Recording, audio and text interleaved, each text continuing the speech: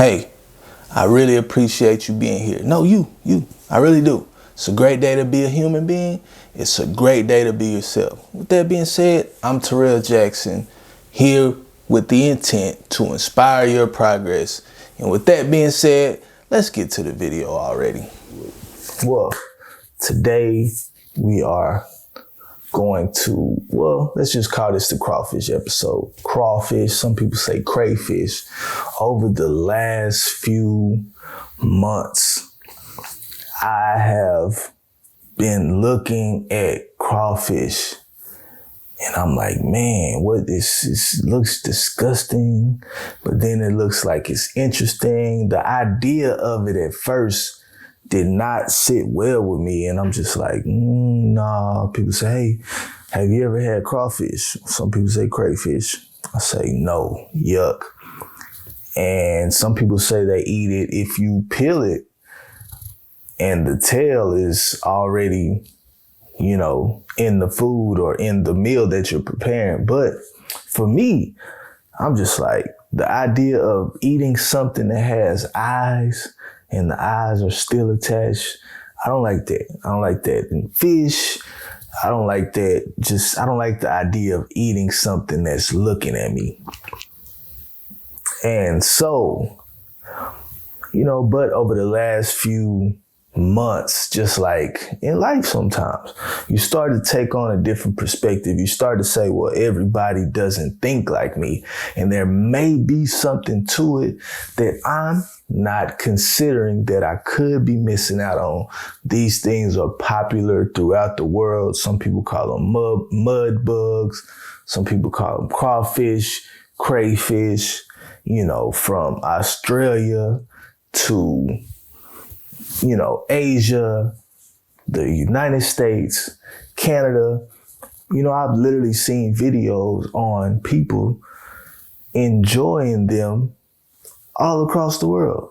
So I said to myself, I can't be the only person. I can't be too right. Or let's just say this. I left the possibility up for me to be wrong. And so I tried it. And when I tried it, I liked it. Turns out you don't have to eat the eyes. They say pinch the tail, suck the head. And that's how you eat them. So, just the crawfish season coming up right now. It's January. Everyone's going to be crawfish crazy with the cold weather in the South. The cost per pound of crawfish have went up. But, I'm a person who likes to get the history of something. If I'm involved in it, I got to get the history. And turns out I looked up one of the most productive and the biggest crawfish farms in this area. They farm over 3 million pounds a year. And turns out that in the 60s, the rice farmers were having issues with the crawfish eating the crops. And so they figured out that when the rains had flooded the fields, then that's when the crawfish would come. And so rice farmers figured out that they could raise the water level in the rice fields and start breeding the crawfish once somebody discovered, hey, I can eat these things. Now, how do you look at something crawling and say, man, I can eat that? And how do we go from, okay, don't eat the head to don't eat? How does that even evolve? That's the things that I'm interested in, the origins of stories, so that we can gain inspiration from them and translate them into real life experiences and help us progress. And so basically, rice field farmers flooded the fields, started breeding the crawfish when it was not rice season.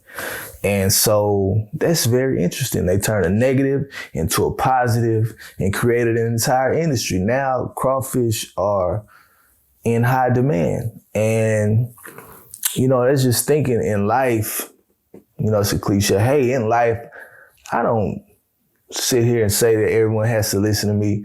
I'm just saying that when I make the connection between how I used to look at crawfish and what my specific mentality and my specific hang up was, oh man, it has the eyes. I don't want the eyes looking back at me and I don't eat stuff like that. Well, I made a decision and an assumption based on my preconceived notions.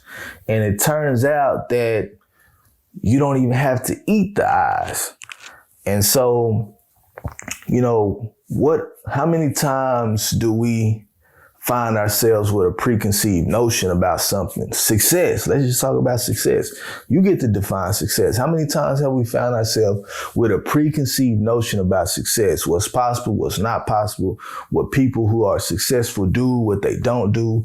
There's so many things out there where people are just dead set on telling you the formula to success, but I'm just here to tell the story. Whatever part inspires you, you take from that. But crawfish are just an example of some things that I looked at and I was wrong about it. But it took me realizing that I was wrong, realizing that there are perspectives other than myself, and actually going and trying it for myself. And I figured out that I liked it. And so for me, it's not one of those things that I eat year round. Like it goes and comes. It's like cravings. For me, it's the whole idea of the boil, crawfish boil, or like we say boil, the crawfish boil.